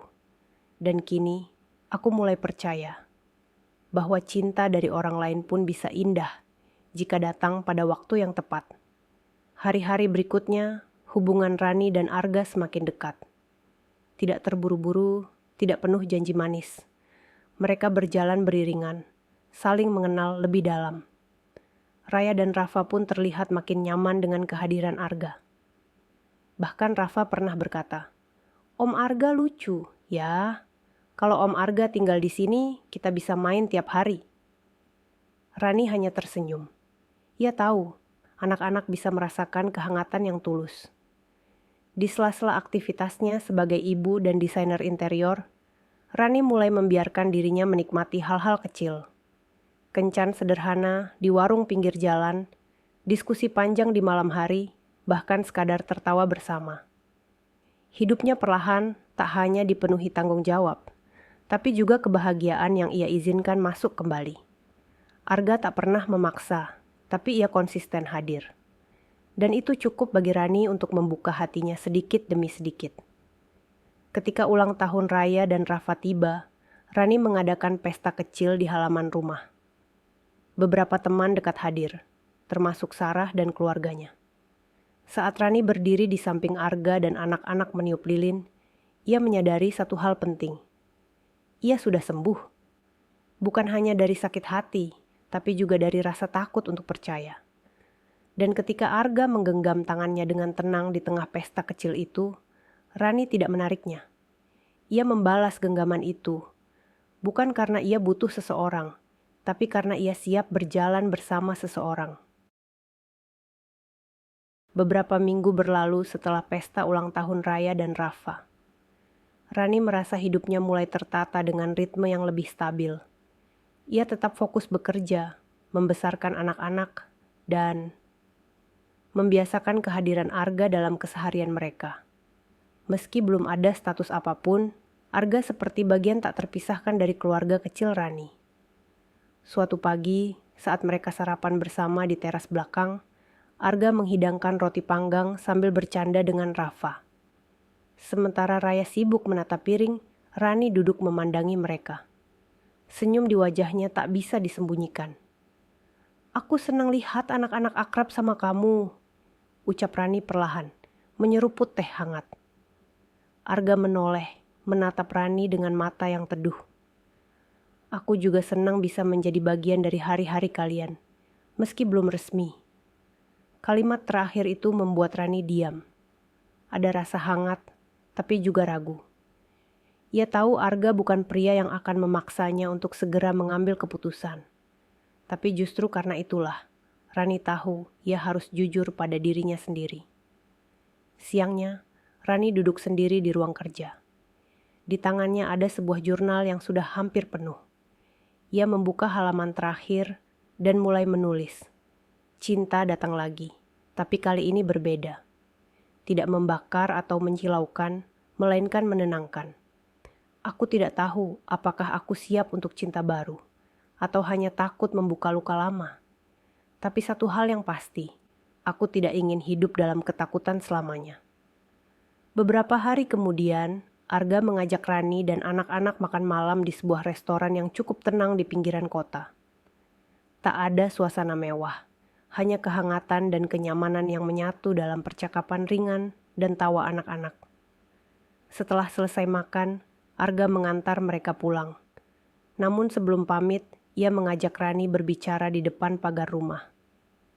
Rani, aku tahu kamu masih butuh waktu, dan aku tidak keberatan menunggu.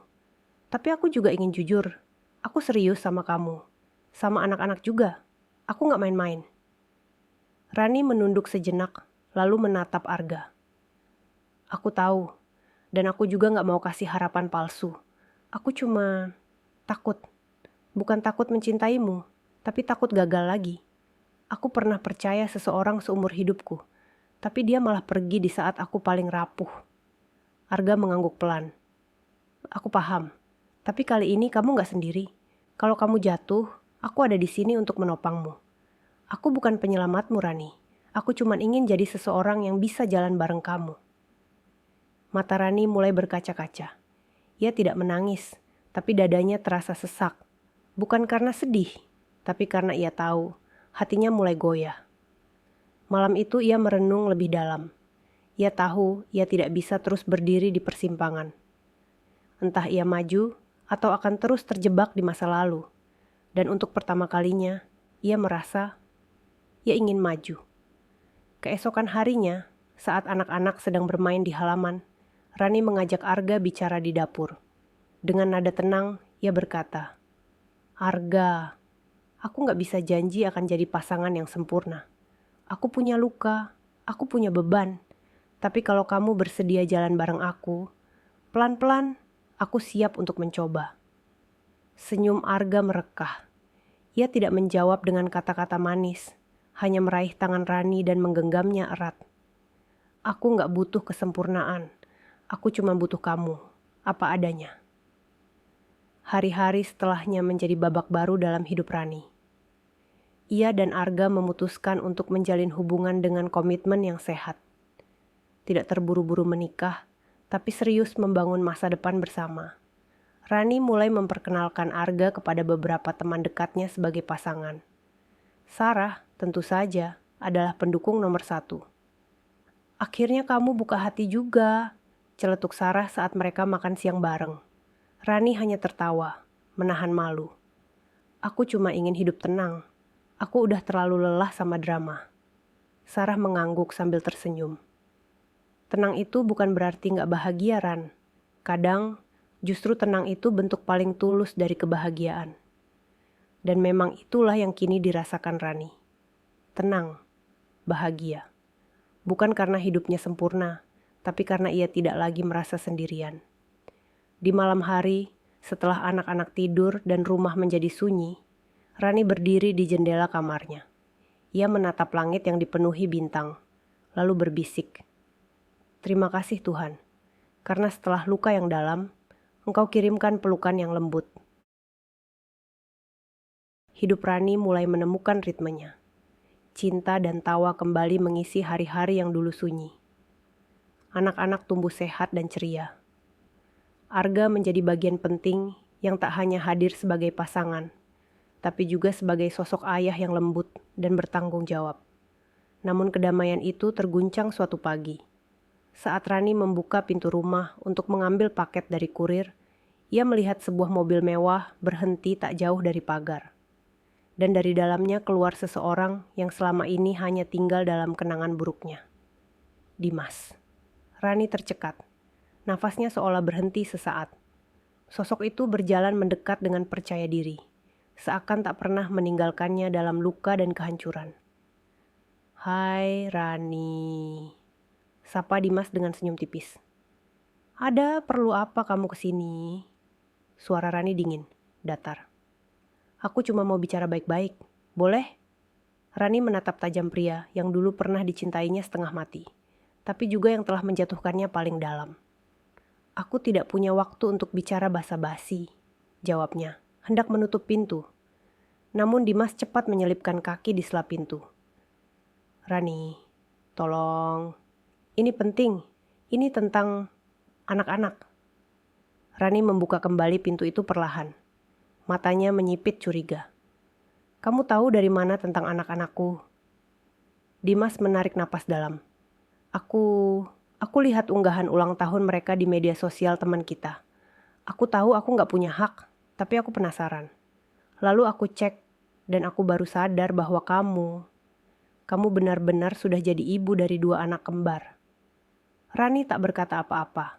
Hatinya berdegup tak karuan, tapi bukan karena rindu, melainkan karena amarah yang tertahan. "Aku cuma ingin tahu, mereka anakku?" Pertanyaan itu menusuk seperti belati. Bukan karena jawabannya rumit, tapi karena Dimas seakan muncul hanya karena ingin mengklaim sesuatu, bukan karena peduli. "Tidak, mereka bukan anakmu. Dan kamu juga sudah kehilangan hak untuk tahu lebih jauh," ucap Rani tegas. Dimas terdiam. Sejenak, ia seperti kehabisan kata. "Aku tahu aku bersalah.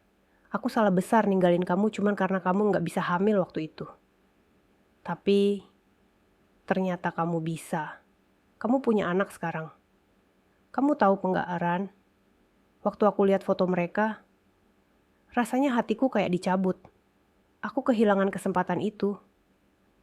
Rani menatap pria itu dalam-dalam. "Kesempatan itu kamu sendiri yang buang, Dimas. Waktu aku terpuruk, kamu bukan hanya meninggalkanku. Kamu hina aku. Kamu pilih wanita lain di depan mataku dan keluargaku. Kamu kira setelah semua itu, kamu bisa datang dan seolah-olah gak pernah terjadi apa-apa?" Dimas tertunduk. Tapi Rani belum selesai. "Kamu tidak punya hak untuk menyentuh hidupku lagi, termasuk anak-anakku. Mereka bukan hasil dari cinta yang palsu. Mereka adalah anugerah dari perjuangan dan keberanian. Kamu tidak termasuk di dalamnya." Saat itu Arga datang dari arah belakang rumah membawa kotak alat tukang. Ia sempat terkejut melihat Dimas, tapi membaca ekspresi Rani, ia segera memahami situasinya. "Masalah apa ini?" tanya Arga tenang, namun tegas. Dimas menoleh. Ia tampak sedikit canggung melihat kehadiran Arga. "Ini urusan pribadi saya dengan Rani," sahut Dimas singkat. Rani menahan Arga sebelum suasana memanas. "Tenang, aku yang akan menyelesaikan." Ia menatap Dimas untuk terakhir kalinya. "Kamu sudah buat pilihanmu 2 tahun lalu. Jangan rusak lagi sisa hidupku dengan datang seenaknya. Pergilah sebelum aku benar-benar kehilangan kesabaran." Dimas mencoba berkata sesuatu, tapi akhirnya memilih mundur. Ia berjalan kembali ke mobilnya dan melaju pergi. Setelah mobil itu menghilang dari pandangan, Rani menghela napas panjang. Arga mendekat, menggenggam tangannya tanpa kata. Tak perlu banyak bicara. Ia ada di sana. Itu sudah cukup bagi Rani. Malamnya, setelah anak-anak tidur, Rani duduk di kamar bersama Arga. Ia menceritakan semua tentang Dimas, tentang rasa takutnya, dan tentang kekhawatiran masa lalu kembali menghantui masa depan. Arga tak memotong. Ia mendengarkan, lalu berkata lembut, "Aku tahu kamu kuat, Rani. Tapi kamu nggak harus hadapi semua sendirian. Kalau kamu izinkan, aku akan terus ada di sini. Bukan untuk menggantikan siapa-siapa, tapi untuk menemani kamu dan anak-anak. Selamanya." Rani menangis. Kali ini bukan karena terluka, tapi karena merasa benar-benar dicintai, tanpa syarat. Pagi itu, udara di sekitar rumah Rani terasa lebih segar. Mentari menyinari halaman yang penuh tawa anak-anak. Raya dan Rafa bermain riang di taman kecil yang sengaja Rani tata agar mereka selalu merasa bahagia dan aman. Di dalam rumah, aroma kopi dan sarapan hangat menyambut pagi yang cerah. Rani menatap anak-anaknya dengan mata penuh cinta. 2 tahun telah berlalu sejak ia memutuskan untuk memulai hidup baru, jauh dari bayang-bayang Dimas. 2 tahun penuh perjuangan dan air mata yang kini mulai berbuah kebahagiaan. Arga duduk di samping Rani, sambil sesekali membantu anak-anak dengan tugas sekolah mereka. Kehadiran Arga bukan hanya sebagai sosok pria yang mengisi hati Rani, tapi juga sebagai figur ayah yang diidamkan oleh Raya dan Rafa. Hari-hari berjalan dengan damai, meski sesekali Rani masih teringat dengan kedatangan Dimas yang membawa kekacauan. Namun ia memilih untuk tidak mengizinkan masa lalu itu merusak kedamaiannya. Suatu sore, saat Rani dan Arga sedang berjalan-jalan bersama anak-anak di taman kota, Arga menggenggam tangan Rani dengan lembut. "Rani, aku serius ingin masa depan bersama kamu dan anak-anak. Aku ingin membangun keluarga yang utuh dengan kalian." Rani menatap Arga dengan mata berkaca-kaca. "Aku juga ingin, Arga. Tapi aku ingin memastikan kita siap. Aku gak mau terluka lagi." Arga tersenyum. "Aku mengerti. Kita jalani pelan-pelan, tanpa tekanan." Keesokan harinya, Rani menerima telepon dari sahabatnya, Sarah. "Ran, aku dengar kamu dan Arga makin serius ya." Rani tersenyum. "Iya, Sarah. Aku merasa ini kali ini benar-benar berbeda. Aku merasa tenang dan bahagia." Sarah menegaskan, "Kamu layak bahagia, Ran, setelah semua yang kamu lalui." Percakapan dengan Sarah membuat Rani semakin yakin bahwa ia sudah di jalur yang tepat. Malam itu, saat anak-anak tidur, Rani dan Arga duduk di teras sambil memandang bintang. Rani memegang tangan Arga erat. "Aku bersyukur, Arga, karena kamu, aku belajar membuka hati lagi." Arga membalas genggaman itu dengan penuh kasih sayang. "Dan aku akan selalu di sini, untukmu dan mereka." Hari-hari Rani kini penuh dengan harapan baru. Ia mulai merencanakan masa depan yang lebih cerah, termasuk mempersiapkan tempat tinggal yang lebih luas untuk keluarga kecilnya, serta mulai menabung untuk pendidikan Raya dan Rafa. Meskipun tantangan masih ada, terutama ketika menghadapi tekanan sosial dan pandangan orang-orang yang dulu tahu tentang kisah perceraian Rani, ia yakin dengan dukungan Arga dan anak-anak, semua itu bisa dilalui. Rani juga mulai aktif di komunitas ibu-ibu di lingkungan sekitar. Ia ingin berbagi cerita, memberi semangat kepada perempuan lain yang mengalami kesulitan seperti dirinya dulu. Baginya, menjadi ibu bukan hanya soal melahirkan, tapi juga soal mencintai dan membesarkan anak dengan sepenuh hati. Suatu hari, ketika Rani menghadiri acara komunitas, seorang ibu muda mendekatinya. "Rani, aku dengar kamu inspiratif. Aku baru saja mengalami kegagalan yang membuatku hampir putus asa." Rani tersenyum dan menggenggam tangan ibu muda itu. "Kita perempuan, kita kuat. Jangan pernah menyerah. Hidup ini masih penuh harapan." Kata-kata itu bukan hanya untuk ibu muda tersebut, tapi juga untuk dirinya sendiri. Lambat laun, Rani merasa dirinya bukan lagi korban masa lalu. Ia adalah wanita yang kuat, mandiri, dan penuh cinta. Ia percaya, apapun yang terjadi, ia bisa menjalani hidup dengan bahagia bersama keluarga barunya. Kedamaian yang selama ini Rani dan Arga nikmati mulai diuji. Suatu pagi yang cerah, Rani menerima pesan singkat dari nomor tak dikenal. Isinya singkat dan mengejutkan. "Rani, aku tahu kamu bahagia sekarang. Tapi aku ingin memberitahu sesuatu tentang masa lalu. Hati-hati dengan orang di sekitarmu." Rani terpaku. Pesan itu membuat jantungnya berdebar. Siapa yang mengirim? Apa maksudnya? Ia segera menunjukkan pesan itu pada Arga. Arga mengerutkan dahi, wajahnya serius. "Kita harus waspada, Ran. Bisa jadi ini ada hubungannya dengan Dimas." Malam harinya, saat mereka tengah menikmati makan malam bersama anak-anak, ponsel Arga bergetar. Sebuah panggilan masuk dari nomor asing. Arga mengangkat dan di ujung sana suara dingin yang tak asing lagi terdengar. Aku tahu kamu sekarang dekat dengan Rani. Tapi ingat, masa lalunya belum selesai.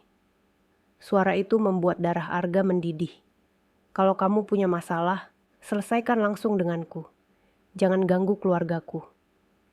Setelah panggilan berakhir, Arga memandang Rani. Aku janji akan melindungi kalian. Hari-hari berikutnya penuh ketegangan. Rani merasakan ada yang mengawasi setiap langkahnya. Ia jadi lebih berhati-hati, namun ia tak mau ketakutan menguasai hidupnya. Sementara itu, Dimas yang merasa kehilangan segalanya, mulai mencoba berbagai cara untuk menggagalkan kebahagiaan Rani. Ia menyebarkan rumor dan memanfaatkan orang-orang yang dulu pernah dekat dengan Rani.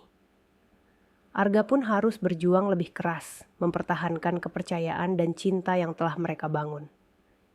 Ia mendekati orang-orang yang mungkin terpengaruh rumor tersebut, berusaha meluruskan semuanya. Rani juga mulai lebih aktif dalam komunitasnya, memperkuat jaringan pertemanan yang positif.